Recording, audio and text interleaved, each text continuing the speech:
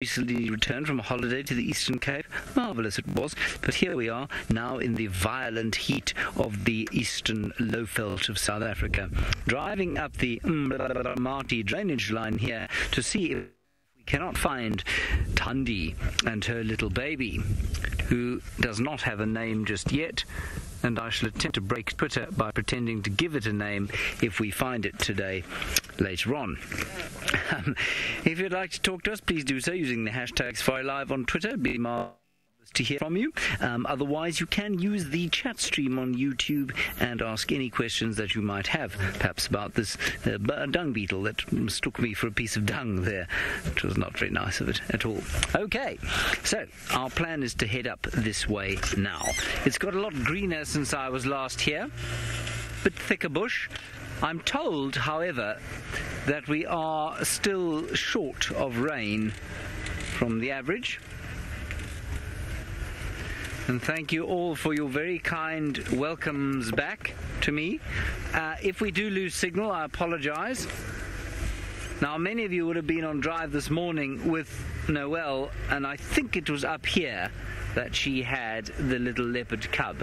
She's gone on some well-deserved leave now, and so we are just going to see if we can find what's going on in this drainage system. There is a Franklin VM. Do you see it? It is in a Franklin.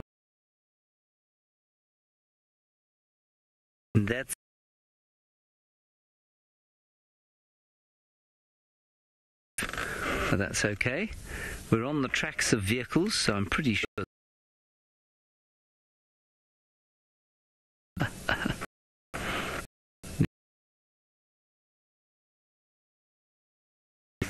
Did you have a sense of humour on holiday? Oh, you're on the Panasonic, are you? We're not allowed to use brands. I do like this one. I don't like.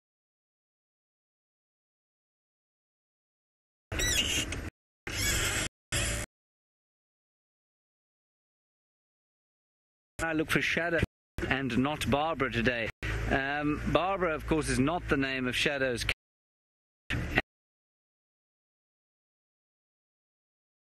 Look for this leopard, but I do believe that Shadow's been spending a lot of time here, which is very exciting. With the absence of Karula, the two of them both Tandy and Shadow seem to be taking over her whole domain and actually using it a lot more than they have done before. So I think that's very exciting stuff. Now, on a hot day like this, I think the temperature is probably about 780 degrees Fahrenheit or so. We'd expect to find them either lying in the shade, perhaps inside the little den, or in the shade, lying up in the boughs of a shady tree. Now, Tandy does like to do that from time to time. I don't know about this little thing yet. I think it's probably almost a tree climbing stage by now. In fact, almost certainly. Now, VM, of course, hasn't been in here either, so he doesn't know where we're looking. Do you, VM? No, you don't. Now, this looks like we're getting close. There are a lot of vehicle tracks in here. Many of you, of course, are probably looking at the screen saying, turn right, go left, because you know exactly where her little posse is. We're still on the tracks. I'm just driving very, very slowly. I don't want to give either of them a fright. I want them to have a very nice start to the new year. 2018. All of the platitudes that go with the new year. Gosh, last year was so short. Where does the time go? Etc., etc. Yeah, I'm not having much luck around here at the moment. Alright, while we look around here, I think let's head across to Tristan and I'll try and figure out precisely what's going on with Tandy and her as yet to be named cub.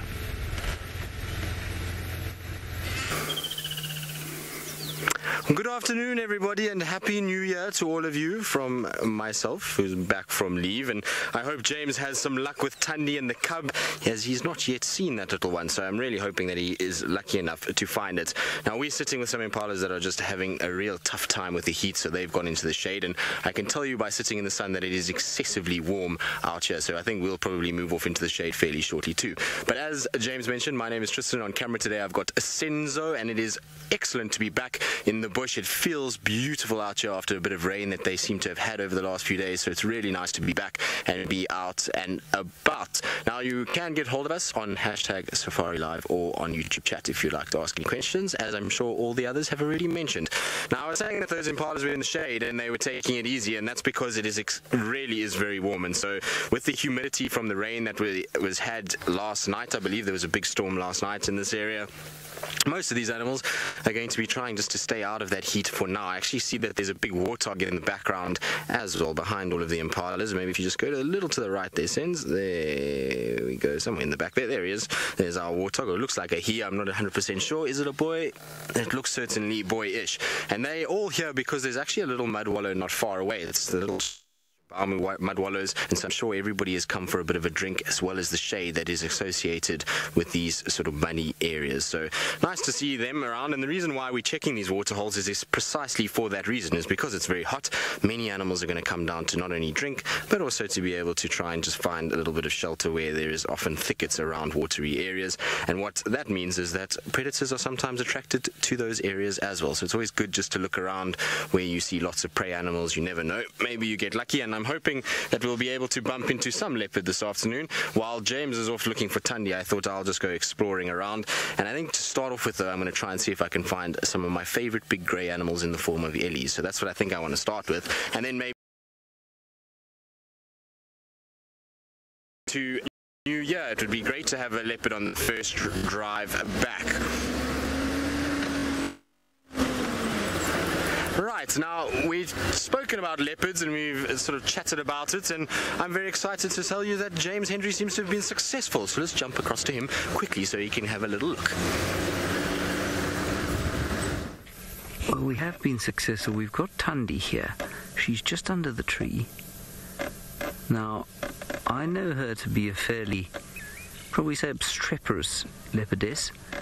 She's not always that relaxed, so I'm just going to give her a bit of space. I don't want to get too close to her. VM, can you even see her properly?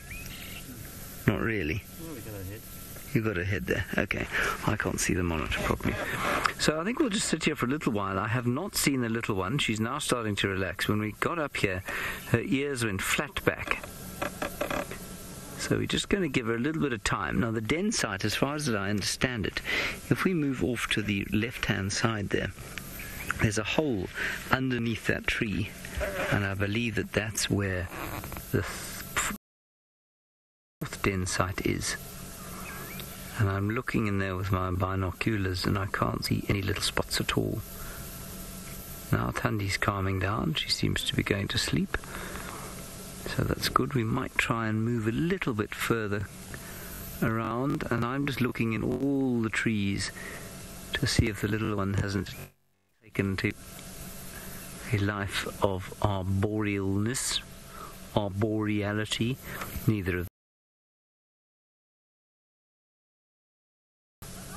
them. Anyway, very nice to have a leopard, or she's calling it.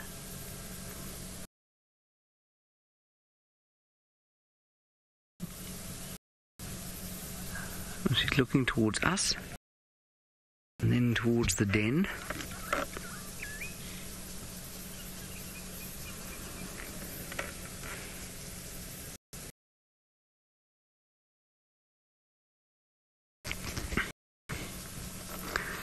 Philip, I'm afraid I don't know what you're talking about. You said pet?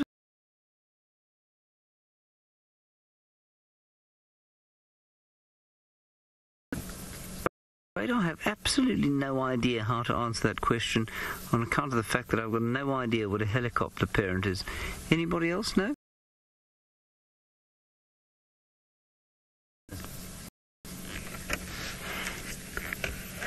But Philip, I'll be able to tell you. I don't think that her mothering.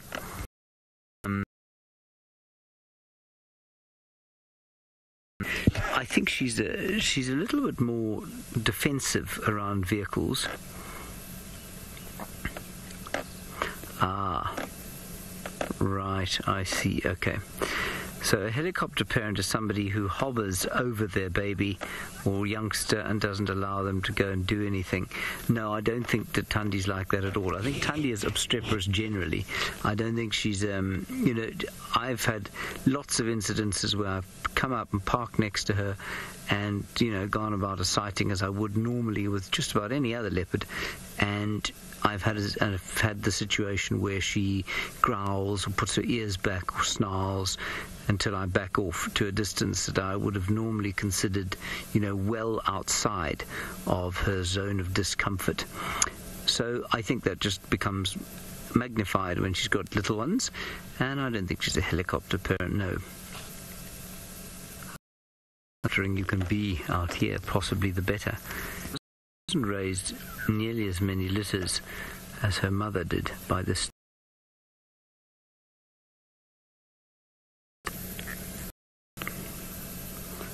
I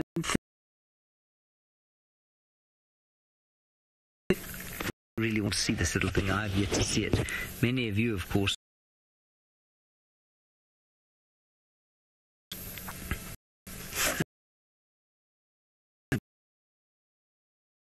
or until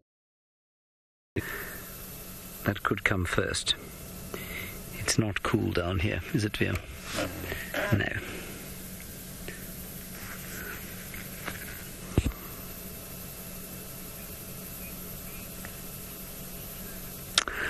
Now, David, interesting question. I was talking about this with Tristan on the way in today. You say, will the little cub have any danger or be in any danger from Tingana?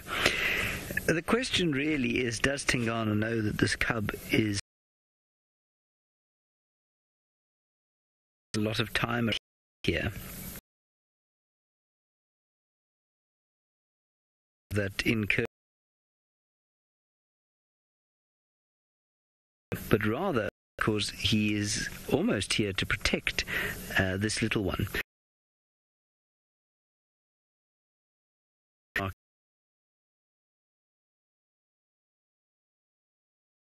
Is a danger to this cub at all? Definitely be a to this little thing.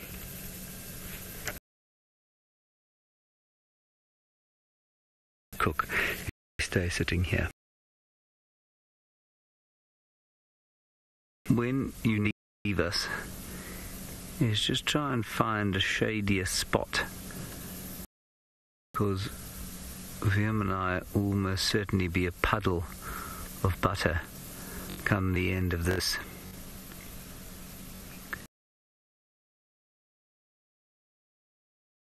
Pleased to say, Taylor, of course, has gone across the river, and she is sitting with her all right.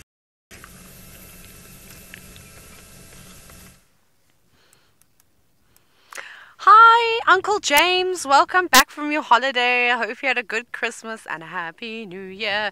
Perhaps James can sing you all a belated Christmas carol, or maybe even a song about 2018. That's going to be my request this afternoon. Now, these zebra are looking a little bit jumpy, don't you think? And that's because there are some cheetah laying in the bushes. We're back with the have D'Artagnan morning, or was it Hodari as well? I don't even know what collared cheetahs there are out here. So it's quite interesting. Obviously, it's very difficult to see who we've got laying in the bushes. There's one. And there's another one. There's a third one. No. Okay, all five of them are here by the looks of it. 1, 2, or was that 3? I thought I saw on the right corner that there's some. I thought there were maybe 3 there, but maybe I'm mistaken. We'll just have to wait for them to come out. I've now got a tickle in my throat, and it's not going to go away. Standing up, boys, and he was using the luxury facilities, and that actually sent the zebra running in the opposite direction. A little bit jumpy. And if they all work together, they could quite easily bring down one of these zebra. It'll be a hard fight though, but teamwork is super important, but they're still a little bit way away.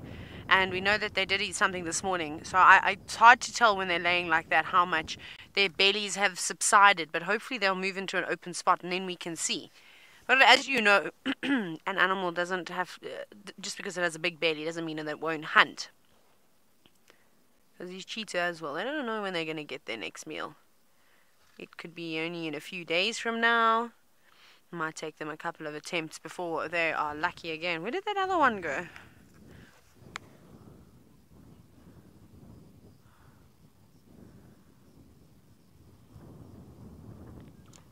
Now, Wendy, you're wondering what do I think will happen when the 5 musketeers come across Hodari? I'm confused. So wait, Faith, can you explain this to me very quickly? With the musketeers close by. Is that correct? Or what? I'm just trying to understand everything before I comment on grooming one another. That was nice. It's not something you see all the time.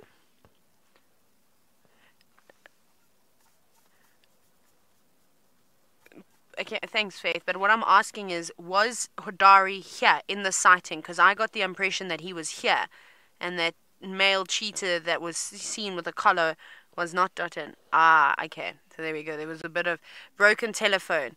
Now I can answer. So then all 5 of them are here. Those were the 5 cheetah that I was seeing, the fast 5. I think if they come across him, he might be in a bit of trouble, but I think he will know better and probably move off. Unless he wants to join the try and join the coalition like Muji did and failed miserably. However, I don't think that they would accept another male. It's quite a large coalition as is. So I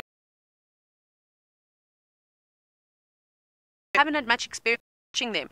And I've seen Malika and her 2 sons and Imani literally just stare at one another from across the distance, like a few hundred meters away, and not make a sound, not move to try and chase one another. Absolutely nothing like that at all.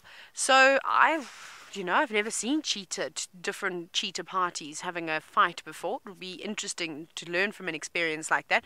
So it's difficult to say just after seeing the females. But maybe the boys will be a little bit more protective because there's quite a few female cheetah in this area, and they'll be the ones responsible for mating with them. So if there is an intruder around, probably going to give chase, maybe chase him away.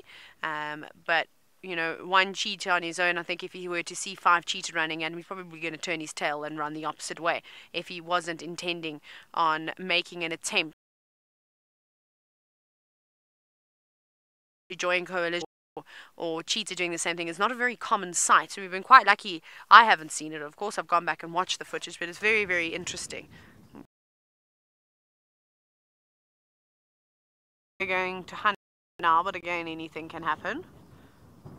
They're fairly relaxed. They are looking around though, but cheetah are always looking around. Matt, you're wondering if I have a favorite musketeer? No, I don't think so. I haven't decided yet. Again, I'm uncertain about who my favorite is. I haven't spent enough time with him to start developing a relationship, unfortunately. So I think the longer that I watch these creatures, the more I'm going to enjoy. Well, I do enjoy cheetah. This is all coming out wrong, but I don't know.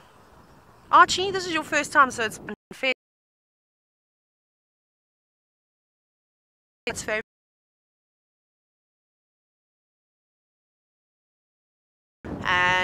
But there is one cheetah that I like. I don't know which one it is though, and I always talk about it. The last time I was here, it was when D'Artagnan was being bullied.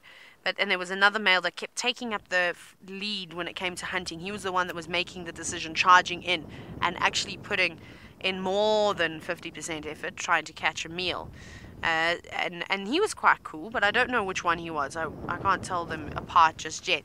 They're so far away now, unfortunately. They are probably 200 meters away. It's a fair distance out. Just laying in that that shrub, but it is turning now. It's getting nice and cool.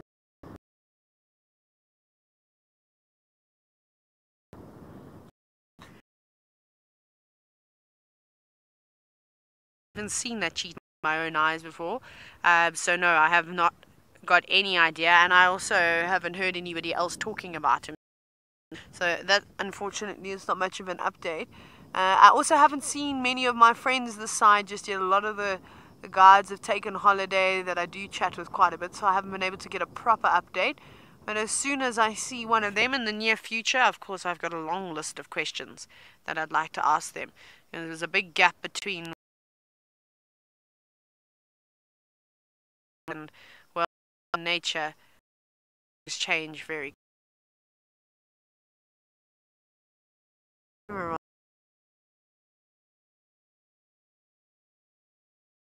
Are just letting their food digest slightly. But they are starting to move around a little bit more, so that's good news. Right. James, after a lovely holiday, and he's got Tandy already. Hopefully that little cub decides to come out.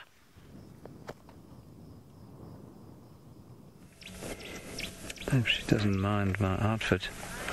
Hello everybody. We've come back to the same place we were in because unfortunately we couldn't see her from the little bit of shade we've got.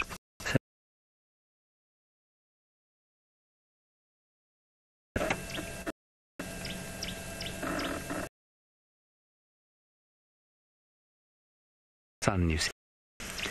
I'm in the shade.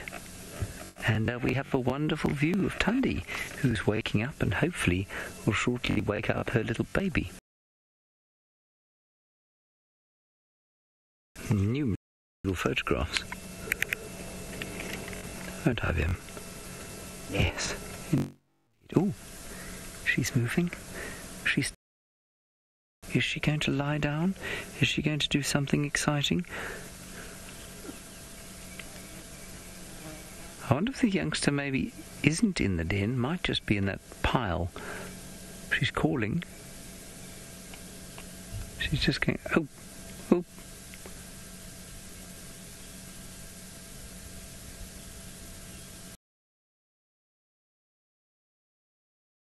Calling again. There, now she's calling. Maybe the baby's in a tree close by. Where are you, little thing?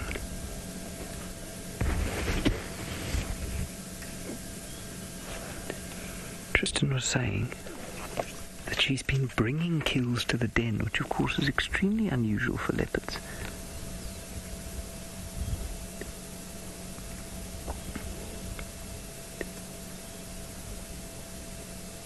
No response yet.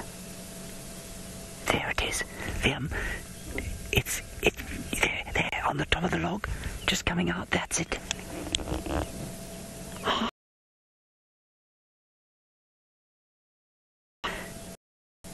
Ah, look.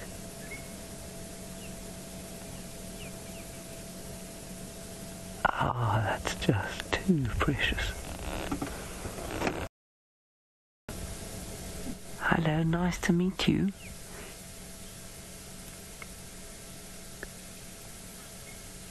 Oh, that's special, hey? Can you see him? Oh no, just too wonderful. Well, Heather, there you go. You say seeing the cub would be an amazing start to 2018. It is already an amazing start to 2018.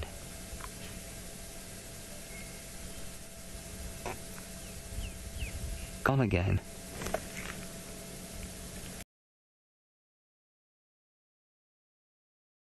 This little as a she. The picture I saw at the end made me think it was a she as well.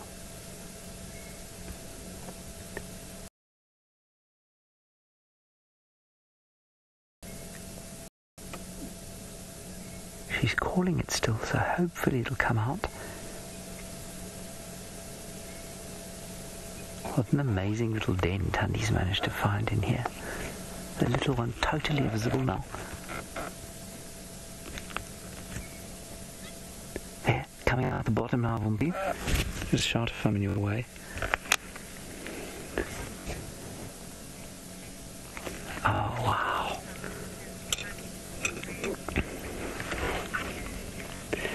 Deadhead Tom, you want to know how many cubs Tandy's raised to adulthood?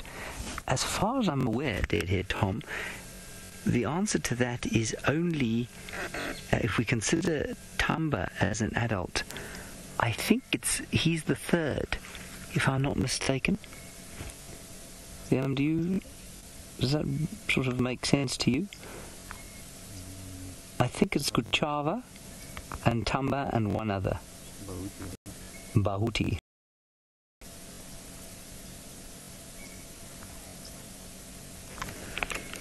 This is fantastic stuff, isn't it?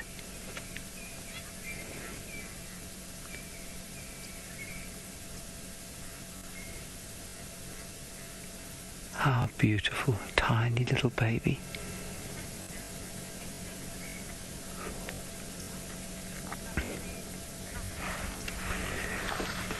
H. Macy, you want to know what this cub's name is not going to be? I think that this cub's name is not going to be Francis. It's definitely not going to be Francis. Of course, it might be not Francis if it was male. It might be not Francis if it was female. So it's definitely not going to have the name Francis. Is it, Viam? Or Jack, but you can't really call a girl Jack, can you?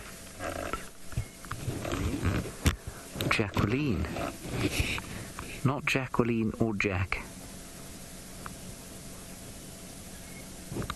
Oh, this is too precious. For those of you who are new viewers, the reason that I'm being quite facetious about this naming thing is that it is one of the most politically charged things that happens in the whole Sabi Sand, and let me assure you, with the landowners out here and their fairly vast bank accounts, there's quite a lot of debate that goes on between them anyway. And so, in fact, it's not the landowners who get involved in it; it's the guides who get involved in the naming, and it becomes extremely politically charged.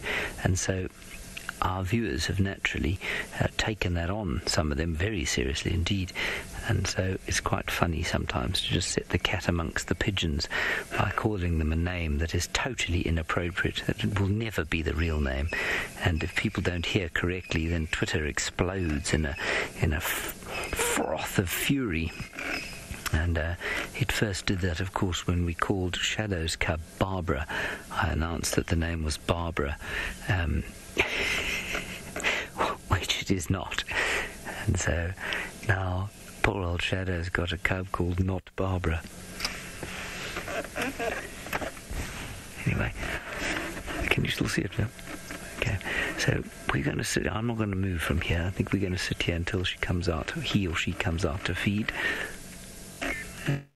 I hope that you will excuse my rather ridiculous looks. Can't believe my first drive back, we've got this magnificent little thing.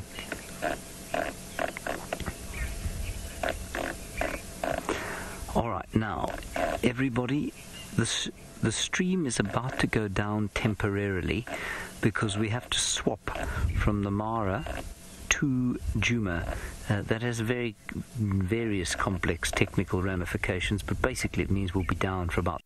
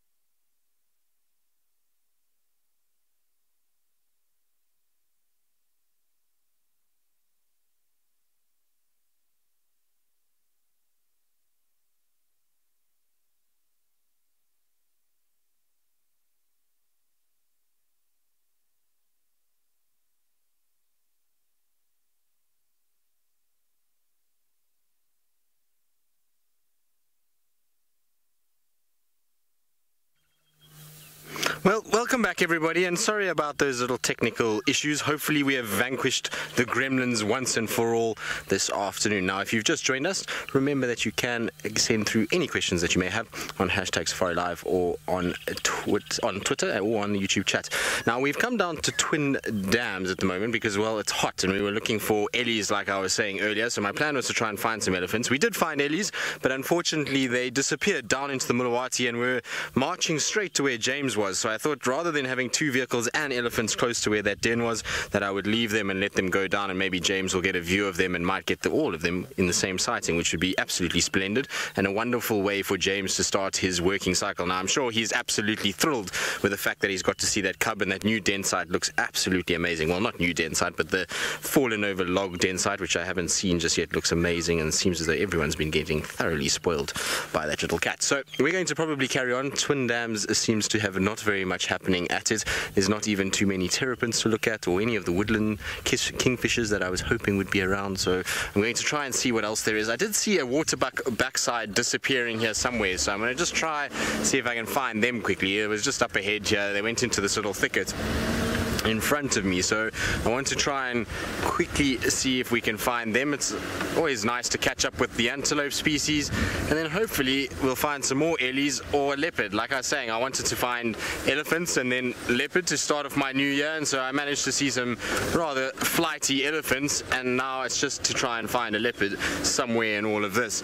Now, I've got no idea where any of the leopards are. I haven't been able to catch up with Scott or Noel at all. Scott's gone on leave, and Noel I haven't yet seen today, so I have no idea where any of our have been, where they've moved around, what their kind of general pattern of movement has been. So this is kind of blind guesswork at the moment and driving in areas where I think maybe we'll find a leopard, but so far we haven't seen too many signs. Now, I'm curious to know if Husana has been back to Djuma or if he's been seen mostly on Cheetah, as was the case when I was here during December. Yeah, I don't think he even made an appearance on this particular property in Djuma. He was all on Cheetah for that entire time. So I wonder if it's the same has been true of the last few weeks.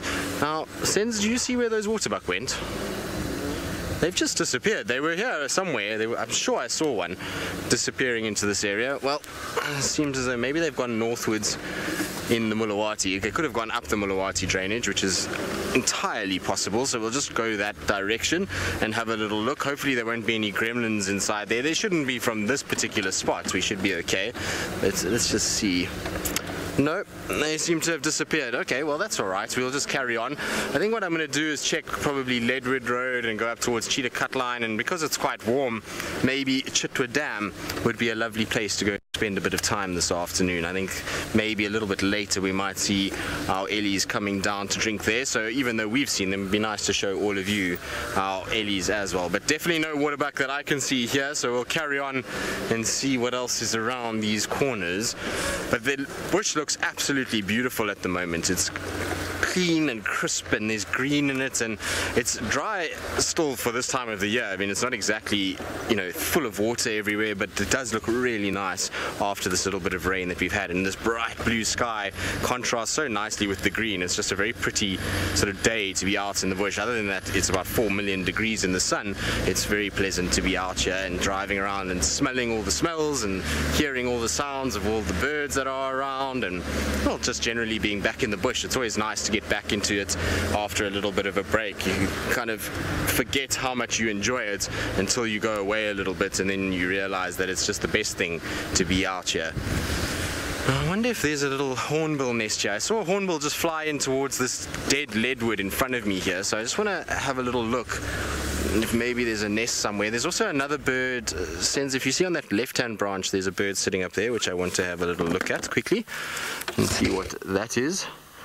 That is a red-billed oxpecker that is sitting on top of that branch. So it's on that bottom left branch. There we go. It's just kind of tucked up on the apex of that corner. There it is. So you can see it's a very hot red-billed oxpecker. Its mouth is wide open, and it's breathing very, very heavily, and that's just trying to get rid of any of that heat and try and, much like a dog would do, pant in order to try and cool that body down. You can also see how the wings are opened a little bit. There is a small little breeze that's blowing, and so when they open their wings like that, that breeze then funnels between the wing and the body, and it allows them to be able to also just cool down a little bit and try and get some sort of airflow between those areas. Now, this is the tree that I was talking about that I think the hornbill nest might be, because there was a hornbill that flew here, flew away, and then flew back again, but I haven't seen anything come out or come back from there. So I want to just go around the corner and see if there's any nice little holes.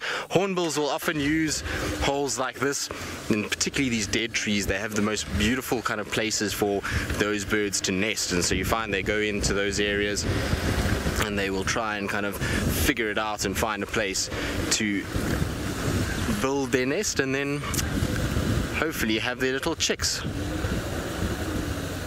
Now, no, it doesn't seem like there's any sign of it, so we're going to carry on, see what else we can find. While we do that, let's go across to James Henry, who must be basking in the glorious sunshine and the fact that he's looking at a little leopard.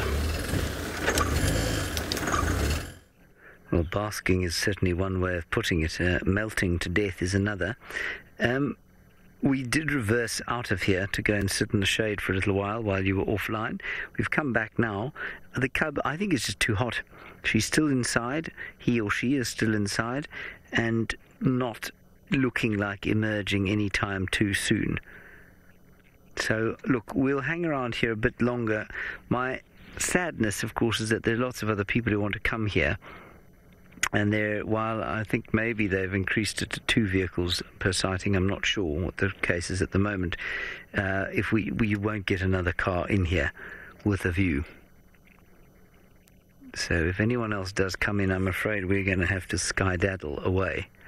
But we might try and come back a bit later.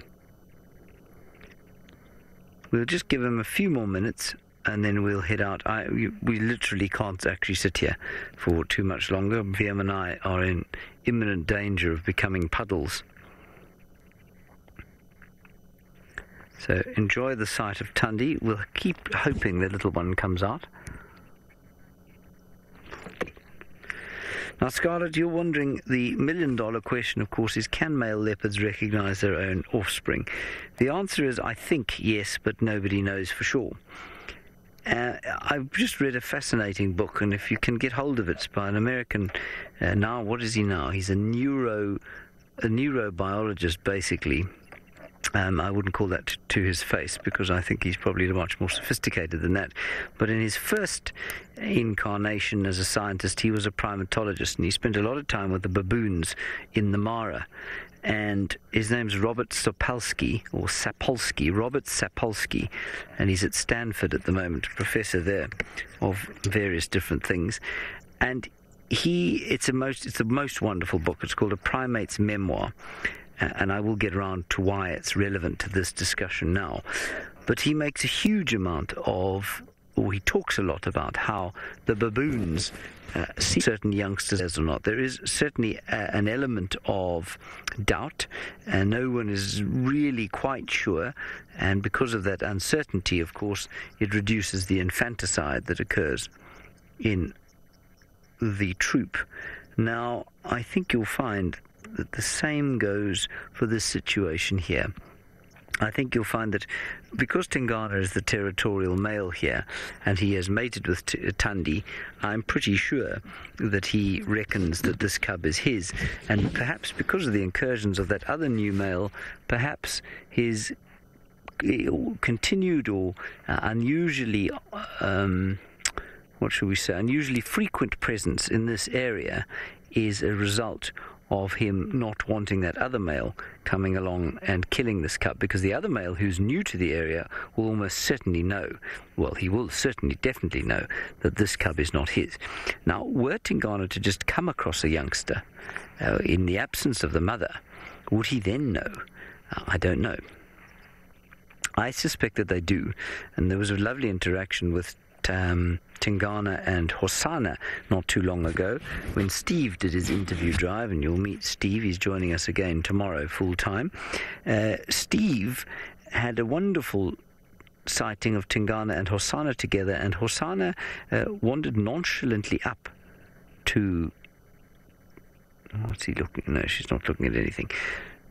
Husana wandered nonchalantly up to Tingana and just kind of went to sleep next to him, and all the while Tingana hissed at him, but didn't show any overt aggression. Now, he wouldn't normally tolerate a leopard, a male leopard, certainly within that sort of proximity. So yes, I do think they recognise their youngsters.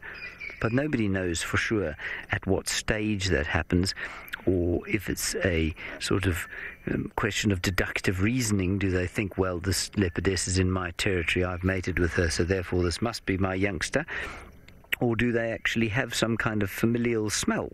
Do they smell this youngster is mine? Does it smell familiar? I don't know.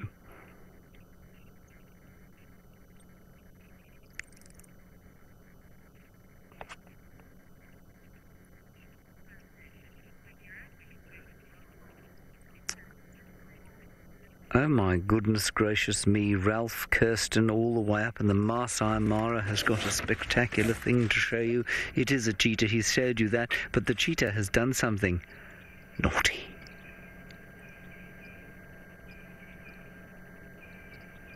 And it's blocked, it's our fucking sighting.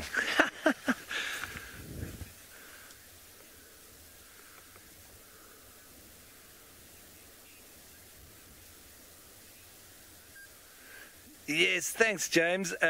Well, we have been sitting and waiting and waiting and sitting and watching and sitting, and it has been a very exciting few minutes.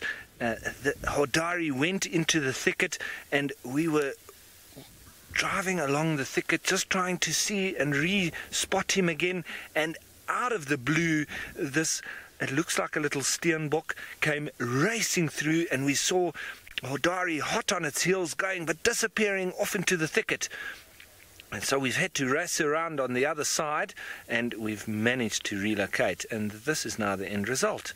So he's obviously quite good at what he's just done, because it was first go and he got the prize. So I think he's just resting a little bit now up in the shade, and the beauty of this entire little thing that's happened here is we're the only ones with permits allowed to come in this close. So the rest of all the other vehicles need to sit far away and just watch us as a vehicle. So very privileged as me as the driver here, but all of you being able to see this. It's only us that is watching this right now live on Safari Live. What a beaut.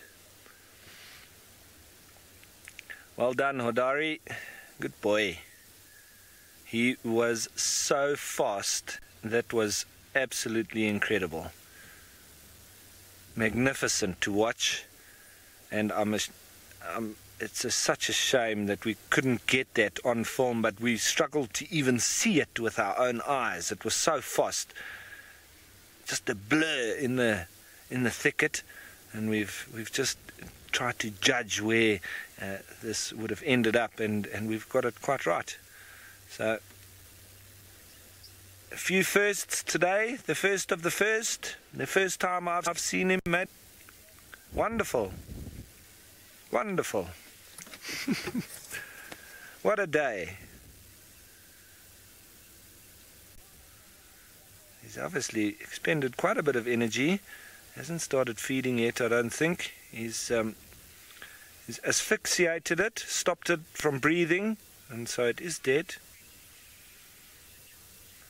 Now, Mr. Jones, you're wondering why he's not eating the kill already. Well, I think he's quite happy with where it is. So he's, I think it's a little bit like what you would feel like after a heavy run, and then and after the run, immediately eating. It's not the nicest of ways to eat a meal immediately after a run. So I think he's just catching his breath, and then he'll probably start feeding.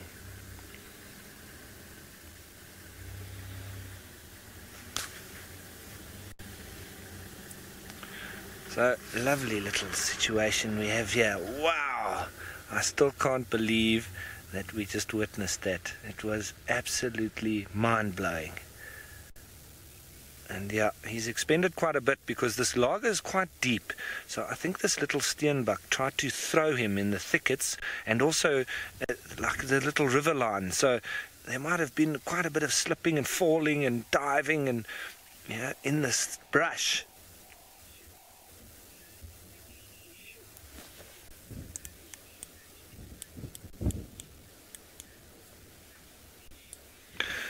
Now, First Lady Shah, you're wondering what kind of research is going on with this cheetah with that collar on. Well, that's a radio collar, so that will send out a signal and give the whereabouts of this cheetah, and so then the researchers can track its movements first and foremost, and then obviously see where the territories are and who they come into contact with, and there'll be a lot of different data that will be collected, but it's first and foremost to track exactly where this cheetah goes and moves, and so then they can gather their data and try to help the species in many different ways, but research hits many different areas. But that collar is on for the best interests of the cheetah, and they do hold them in high regard. So don't worry, they will monitor the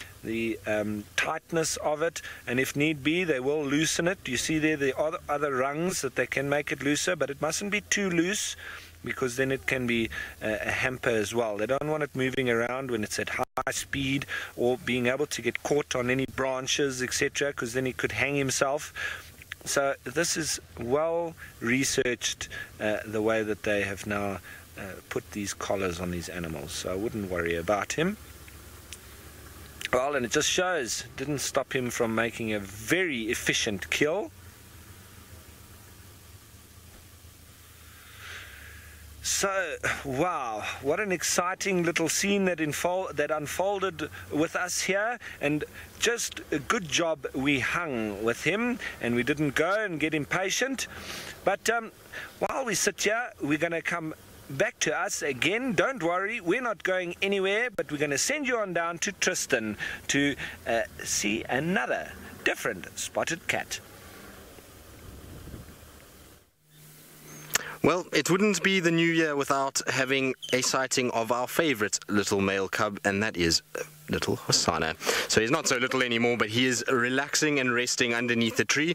We said we would try and find a leopard, and so, well, our luck has struck upon us, because he's lying right next to a mud wallow close to one of the main roads. He's just sort of tucked in underneath there, and it's actually quite difficult to see unless you sort of glance at the pan very carefully. You wouldn't have really been able to pick him up, but he is about as hot as I think everybody else is out here. So he's found himself a small little shady spot there, which seems to be absolutely perfect, and he's now having a really good nap.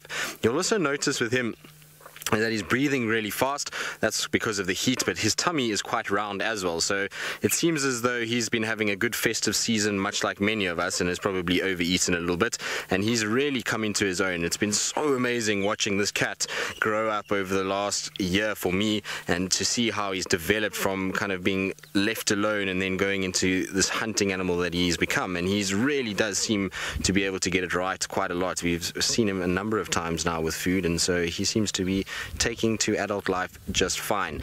Now, of course, he's not really an adult just yet. I still call him a sub-adult. He hasn't reached 2 years old yet, so he's still got a long way to go until he's one of the adult males. But like I say, he's really taken to this existence of being a solitary male very, very well.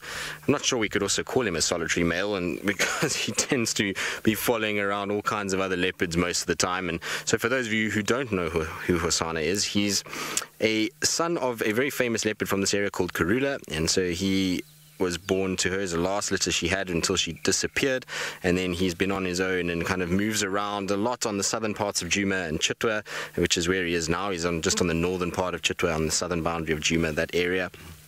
And he's a special cat because one is probably one of the most relaxed leopards we've got, but two, he seems not to follow the books at all, in that he just tries to spend a lot of time with a lot of the other leopards. So we've seen him with Tandy, with Shadow, with Tingana, and he doesn't seem to care too much what their reaction is. He's just trying to kind of snuggles in there and manages to find a way to appease them, and they kind of spend time together. So it's fascinating to watch him go about business. Now, Atul, you want to know what sort of size is Husana in comparison to Tingana? Well, I mean, he's getting there. He's getting bigger all the time. So I saw some pictures of him from yesterday morning. I think Noel had him yesterday morning on a termite mound. I don't know. I saw some photos of him on a termite mound somewhere, and he's definitely getting bulkier and bulkier, but he's still nowhere near the size of Tingana. He's not quite as tall as Tingana yet, and definitely not nearly as bulky. He doesn't have that big, massive neck and shoulders that Tingana's got. He is starting to develop this little dewlap, and he is bulking, but he's still got a long way to go. I would say he's probably maybe 2 years away from being a similar size, but he is going to be a big leopard. I think he's going to be a very stocky, very thick-set leopard, and I'm pretty sure he's going to dominate somewhere, wherever it may be. Hopefully it's somewhere in this area that we get to still carry on seeing him, but I hope that wherever he dominates, we'll be able to follow his path. But I think he's going to be a really big boy when he gets a little bit older. He's fed really well through his formative years, both with Karula when she was around and feeding him. He got a lot of food from her, and now as a youngster, he's been managing to feed himself pretty well as well. So I think he's got enough nutrition to have grown quite nicely, and hopefully his genetics also means that he is a big boy. Now I believe James has got something very interesting that might fly away quickly, so let's jump across to him and see what it is. We do, and unsurprisingly, it is not a bat, but a bird. It is Mr. or Mrs. Wahlberg, sitting here having a drink out of a puddle, being shouted at by a number of squirrels. And we're not far from Tandy. We just watched a spectacular impala fight, not too far away also.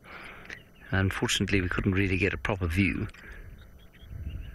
And we're just going to hang around this area, I think, probably for much of the drive. There do seem to be some elephants around, and we'll go back towards Tandy a little bit later, especially given that there are impala fighting with each other, which will immediately alert her. They're actually just going to pop out onto the road now, just behind the Wahlberg's eagly. Now, I haven't managed to see whether these two Wahlberg's eaglies have raised a baby or not this year, so we'll go and check that out. The mixed pair down at the bottom of the south of the reserve have definitely. They've got a little baby.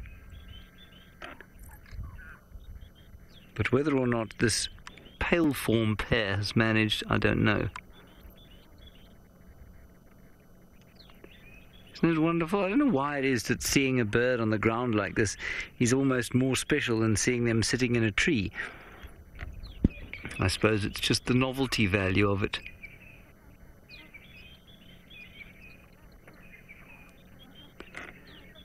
Rather hoping it will take off and display its magnificent wings. Alrighty, we're going to get back across the Mara now in the next 13 seconds or so. The Cheetah with Ralph, I believe, are having their meal, and they're very excited to show you their table manners.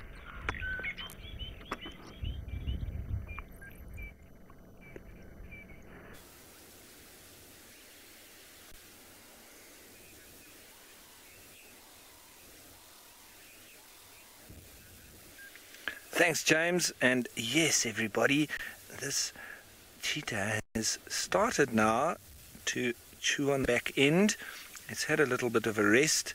I think it's caught its breath, and now it's starting to get in there. So if anybody is a little bit squeamish, I advise that you potentially don't watch now, but it's probably going to get opened up and fed on. So that's how the cheetah will be feeding on. It seems more so a bushbuck, folks. I thought just with the color as it flashed through the thicket, I thought it was a steenbok, but it turns out that it was a little bit larger than that, and it is actually a female bushbuck. Now, I also would like to just apologize to everybody because in all the excitement of when we were rushing through the bush here trying to find this cheetah, I think I did use some very bad language, and I seriously apologize for that, and I think I got caught up in the action. But it is no excuse, and sorry for that, especially for the kids out there. That's not what you should be saying. Right, back to the action as this cheetah starts to really get stuck in on the back end.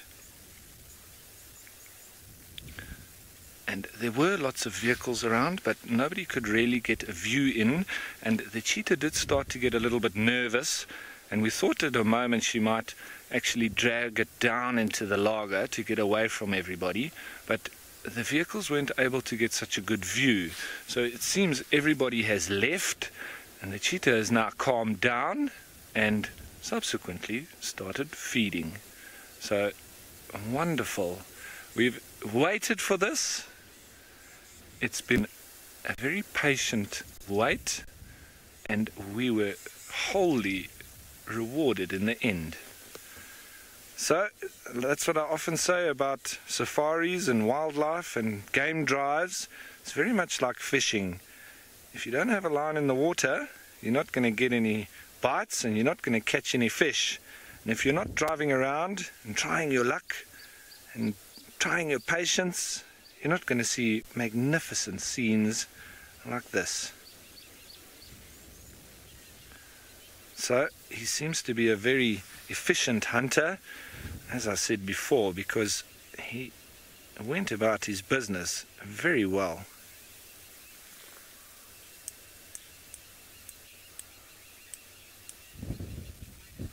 Now, Coast Rider, you're wondering if there's a preferred time for cheetah to hunt and kill. Well, Coast Rider, they do generally hunt during the day because they've sort of taken that evolutionary step and that line because of all the other large predators which hunt normally in the hours of darkness. And they use that to their advantage. So most of the other predators have become nocturnal, whereas the cheetah, in order to avoid them, has become diurnal. So during the day is his time, because he also hunts by sight. So he has very good daytime vision, but not particularly well at night. There is some odd cases of them hunting at night and killing and feeding as well, but it's generally mostly done during the day. And this is a perfect size for this cheetah.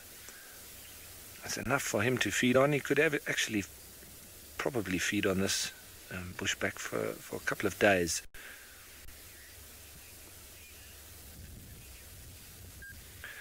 So, folks, we continue watching this unfold, and we're going to probably see it, open it up completely, and hopefully watch it for the next little while. But in the meantime, let's send you on over to Taylor, who's got one of those very tall animals. Well, Archie and I have just been in hysterics because this little giraffe is so cute. It is tiny, tiny, tiny, tiny. I reckon probably only between a month and 2 months old. It's not very big at all. But the funny thing about it is that it was like it was feeling its teeth or its gums with its tongue. And we know giraffe have got exceptionally long tongues as it is. Here, it's doing it again. Look, I don't know why it's it. Watch. It's like someone's put peanut butter on its palate and it just keeps wiggling its tongue around. It is so sweet. Oh, I think it's gone shy now and it doesn't want to do it, probably because myself and Archie were laughing so loudly, but it was so precious. It was so tiny. Feeling a little bit embarrassed now and going back to Mum, who's in the thickets just feeding. Oh, that was so, so sweet. What is that walking behind there? Just Thompson's, because I was just double checking. But off it goes. And it's a teeny tot in comparison. Even look at the shrubs. And that's how you know how small it is. And when it goes and stands next to Mom, if it does go and stand next to Mom, you'll really, really see how precious that is. It's again, it's just wiggling that tongue around. I know I do that sometimes if I've got a rough edge on my tooth or something feels strange in my mouth, you have an ulcer. I think it's natural for you to touch it with your tongue. So I don't know, or unless it's also just learning about what its tongue is and what it has to do. I don't think it would have started on any vegetation just yet. A little bit too young. But there's Mom, just coming out, just keeping a close full eye. Yeah, maybe it's going to start feeding for us now. Let's see if you can work your tongue very well. Obviously, when animals are quite young, they learn from copying the adults. A lot of it is also natural instinct, but by watching what the adults eat and then trying, I think the best examples have to be little elephants. When they try and use their trunks and use their feet like spades, they see the adults doing it, but they're not quite sure what they're supposed to do. It's having a scratch and wiggling its tongue at the same time. Now, Anupam, you're wondering what is the lifespan of a giraffe? They can live between, I'd say, 25 and about 30 years or so. Not really much more than that. Even 25 is particularly old for a giraffe. But remember, life is tough out here. So a lot of the animals don't actually make it to, well, the age that they can reach. They often die of an illness, they become weak, they fall predator, they fall prey to a predator, that's what I mean to say. And speaking of predators, Archie, our hyenas have finally woken up. Now, there was also a couple of hyenas that were scattered out. I counted four of them, I think. And they've just got off their little mound, which they were resting on. Now, there are super clans out here. I mean, I've never seen such big clans of hyena in my life. And they would quite easily be able to take down a young giraffe like that if it were to be separated from its mum. Just doing a little old towards us. Very nice in the golden light, though. They're such creepy looking creatures, the hyenas, but I love them. That one's not a particularly pretty one. Sometimes you do find some hyenas with some nice features. Here comes another one. I think this might be a female here. There was one that I saw sitting that had her mammary glands were nice and full. So whether she was expecting or whether she had cubs somewhere, it was a bit difficult to tell, as they have been laying down. Now I can hear the crowned lapwings also yapping away. See, the hyena was looking back at the third one, which is just to the right of the one that's furthest back on a termite mound, still not ready and not wanting to wake up just yet. Oh, they're coming straight towards us as well. Leave that giraffe alone. It's too cute. Maybe that little giraffe can just lick the hyenas. It was so sweet the way it was moving its tongue around. Let's see. They might come right up towards us, which could be quite nice. We parked a healthy distance away from these hyenas. Just go to show you, though, how comfortable and relaxed the animals are out here. Particularly the predators. I don't mind it so much. Was this the female? No, this might be the girl. I may have made a mistake. Let me check. Yes.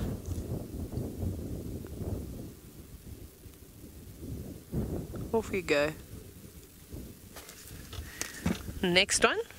It's like a line of hyena. The factory shop. Pisces, Bobby, you said that you love the swagger that hyenas walk with. I also like it. However, my favorite swag in an animal's step has to be a musk elephant bull. Now look at this hyena. Change direction just a little bit. Maybe not as confident as the other one. I made a mistake. The one in front was the female. This is a boy coming at the back. Hello, big boy. No, now look how curious he is.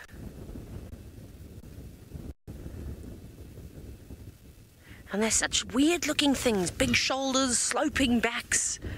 Oh. And now? And now, hyena? He heard me say all those things and now he's not so certain. Are you wondering what we are and what's inside here? Oh, he's getting out of here. He's listening very closely, though, to what I was saying, which is quite nice. Let's see if we can get another view of our little giraffe, seeing as our hyena are now gone. Goodness, it's all happening in this little spot here. Quite a productive little patch. There's some Thompson's gazelle that we're chasing each other around. Let's see if this little one is going to give us one last smile. No, don't run! I don't want to scare it. No, come back! Sorry! It's been so relaxed the whole time around us. We've been here for a while with this little giraffe. I think you just used that as an excuse to stretch your legs. I bet you've been wanting to run all afternoon and Mom hasn't let you. And then now you can say, oh, she scared me, Mom. Look at the... as I said that, almost as if its ossicones pricked up. But it didn't. Its ears, of course, pricked forward, looking back at Mom. And we know that giraffe communicate through body language, so it'll probably be waiting for a response, a reprimanding from Mom, saying, don't you go too far away.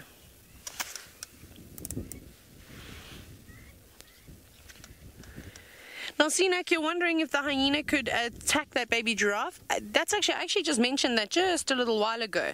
And I said the clans are big enough out here that they could easily take down something like this, especially such a young giraffe. And there is another hyena that's just popped up to the right, in between these two gardenia trees on the other side of that lugger. Almost. There we go. So there's obviously a big clan that live around here, so Mom will have to keep a watchful eye. Although, I mean, I don't know how far on top a giraffe would be in terms of a meal for a hyena. We know hyenas are exceptionally skilled hunters, but they might choose to go for something slightly different. Maybe they'll try and steal something, or they'll go for a topi that's sitting down, or a young zebra foal, which there are plenty of. Remember, giraffe are also equally dangerous. They've got those very powerful legs, and we haven't yet seen, or I haven't seen it live. Imagine watching a lioness try and take on a giraffe and watching how powerful they are. You'll have to wait, otherwise you'll have to Google and see some footage of giraffe defending their young from lions and all sorts of other predators. Right, the sun is about to go down here in the Maasai Mara. The sun will still be quite far away from setting in the Sabi Sand, so let's hop back on board with no one else other than Mr. James Hendry and see. I have a question for you, James. What are your New Year's resolutions? I wish the sun was about to set here. On account of the blinding heat I feel, I'm going to stop over there in the shade for a few seconds. And listen to the gentle call of the southern boo-boo.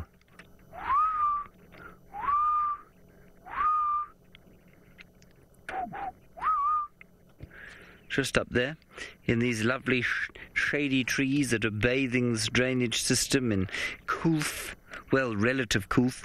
Taylor asked about New Year's resolutions. Taylor, I gave up making New Year's resolutions, I think, when I turned 5. Because I realized very soon on that would be a complete waste of time for me. Virm, you? Have you to have more regular haircuts, perhaps? No? No, Virm had a professional haircut. Everybody looks very smart. Nice third one for you last year. Third one. He had 3 last year. Can you believe it? Alrighty, let's go back to Tristan now. Husana is feeling very similar to the way I am right now. Thirsty. Well, indeed, he, I think, has decided that it is that time of the afternoon to try and quench his thirst. It is incredibly hot, and he was sitting under the tree, and a few birds started chirping by the waterhole, and that kind of triggered him to start moving of him. And as he laps up some of this cooler water, and he's got himself a nice little spot there because he can drink without having to be in any of the sun. He's got a nice little shady sort of angle in which to be able to quench his thirst. But how beautiful is that?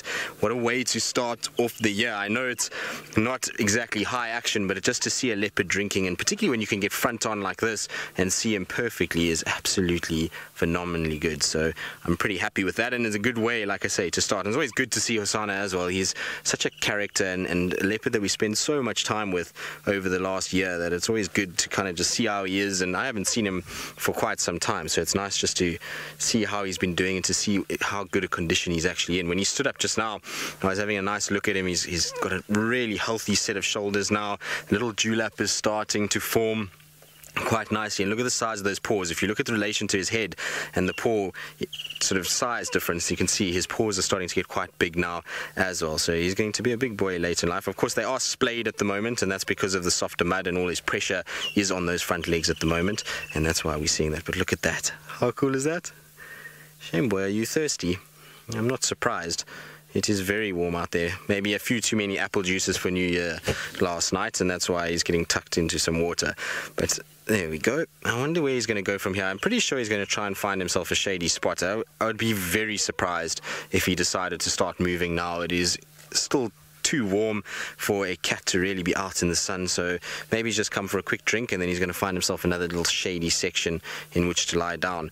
But something definitely caught his interest just now, because he was sitting sleeping, he yawned, and then all of a sudden he shot bolt upright and sort of stared towards the north. And so I don't know if maybe he heard some impalas around, maybe there was a warthog that was coming down, because there will be warthogs that will move towards mud wallows like this. We were discussing it right at the beginning of drive. In hot weather, you'll often have things like impalas and warthogs and those kind of things coming to these areas, and so maybe something like that was moving around, and that's what caught his attention, although he seems not to be too fazed by all of that right now.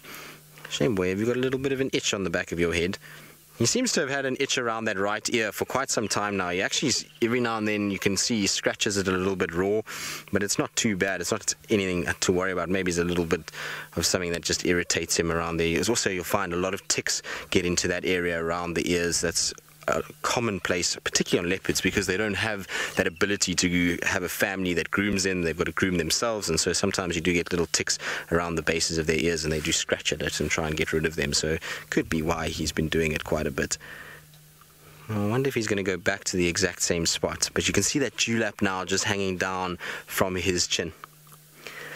Adele, difficult to say. You're wondering what area I think Husana will claim. Well, at the moment, you know, he's moving in such a small section. He moves from Cheetah to Little Gari to Cheetah to Little Gari, and I can't remember the last time I actually saw him on Djuma itself. So he seems to have moved a little bit south, and so I don't know if he's going to kind of claim this little section now and try and utilize this area, but he's going straight back to the bush that he first lay in and going to lie down. So I'm just going to reposition ourselves.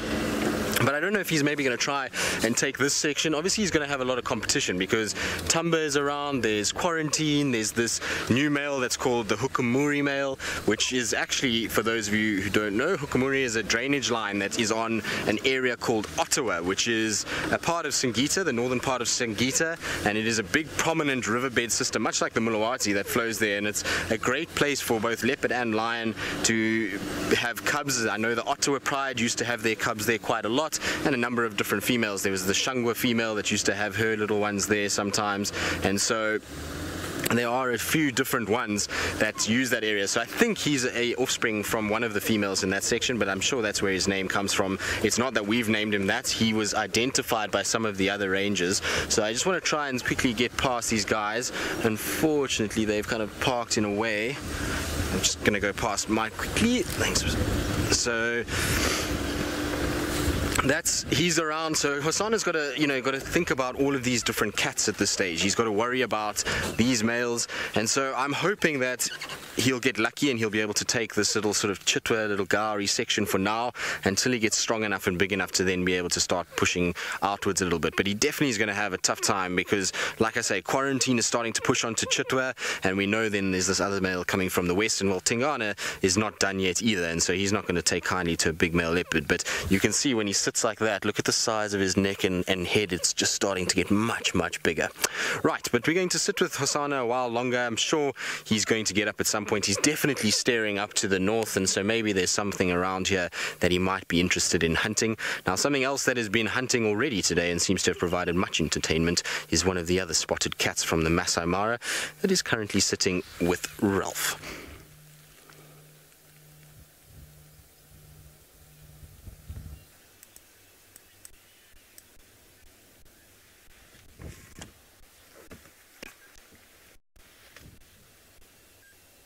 Yes, everyone, so that's all gone quiet again, as Hodari, he was lying up on that termite mound when we were watching him earlier, and then it was those few magical moments, and now we've got him on the kill, but he's only fed a little bit, and now he's back to lying down again. I think he's quite happy that he's in the brush here. Nobody saw this kill happen animal-wise, and it's very well covered from the sky, so you won't really be able to see any blood on the ground as well, which will alert the vultures. And vultures coming in will alert everything else, from the jackals to the hyenas to even lions and even leopards as well. Everybody can take their little share from the spoils of cheetah kills.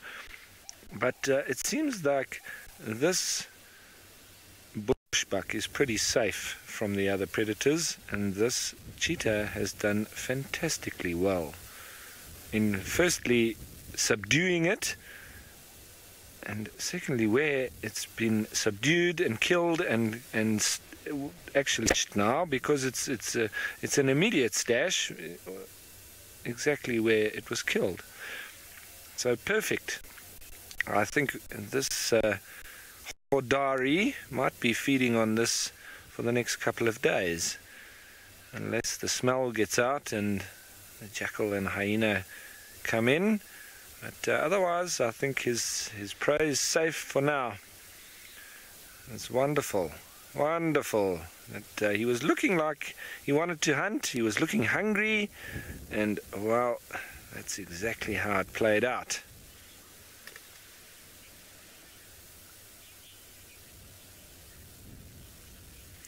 Now, Kathy in Ohio, you're wondering if cheetah ever eat together. Yes, they can, Kathy, but it is a little bit of an aggressive affair around the food. So that's where, like for instance with the coalition, those 5 musketeers, they will eat around a meal, but there is lots of bashing with their claws in each other's faces, and I'm pretty sure that new scratch on D'Artagnan's nose probably comes from one of his partners, and that's probably been around food as well. So they do feed, but together sometimes, but it is quite a squabble. And with the females, she'll obviously make a kill and allow her cubs and so on to feed on it, so there's not a problem. But it gets a bit squabbly, as it does with lions as well. They're all allowed to come in and feed, but there's a lot of squabbling going on, and very often nails get sunk into each other's noses, which I'm sure is not very nice. And that's where you see a lot of these scars on the cats, is very often down to while they're feeding. So it's not always just fighting, it's actually around food. That's when animals generally fight the most. So, folks, for me, this has been an absolutely fantastic day. We haven't moved very far. Once we found this cheetah, Manu and I, we were driving for quite a long time until we found it, and then that whole scene played out. Wow! And eventually actually seeing this new cheetah with a lovely bushbuck that it's been able to kill and keep for its dinner. And so, folks, for the first day of the year, I'm glad to have done my best for you, and Manu and I can now go home with happy hearts that we've started the year well. We're going to head you off to Taylor, but we'll see you tomorrow, everyone. Have a nice evening.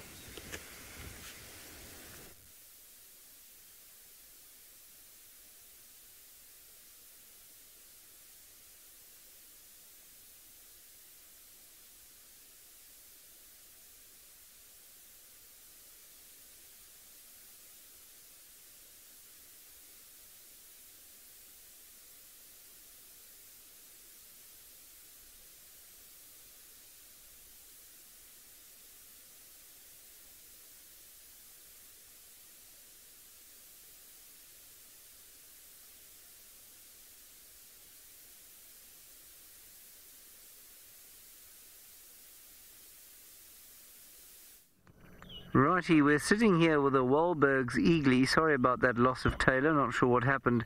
This eagle just caught a little lizard, and we followed it back down towards the nest, and we did find the baby earlier. Now the little baby is in that nest. Unfortunately, it hasn't stuck its head up from the first time we saw it sort of perched on the end, and I'm pretty sure that this parent fed it the little lizard that it caught. Poor lizard was enjoying its first day of the new year. Let's sneak a little bit forward, Vim, and see if we can't see the youngster.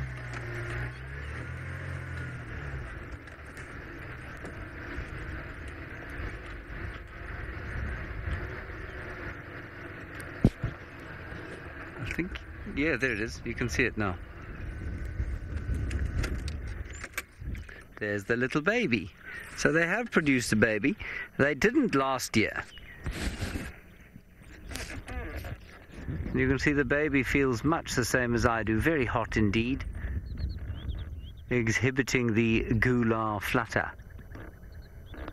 Or basically panting. Isn't it sweet?